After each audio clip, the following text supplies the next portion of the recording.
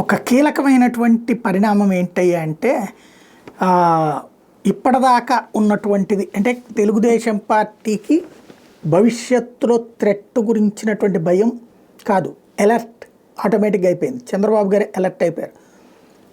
ఏ పత్రికలైతే పవన్ కళ్యాణ్ని చిన్న చిన్న ఇష్యూస్ కూడా హైలైట్ చేస్తున్నాయో అవి ఇప్పుడు డౌన్ ప్లే ప్రారంభమైపోయింది. దానికి సాక్ష్యం పెద్దిరెడ్డి అటవీ భూముల మీద విచారణ పవన్ కళ్యాణ్ చెప్తే చంద్రబాబు ఆదేశించారంటూ పవన్ కళ్యాణ్ ఒక చిన్న మొక్క దగ్గరికి వెళ్ళిపోయింది.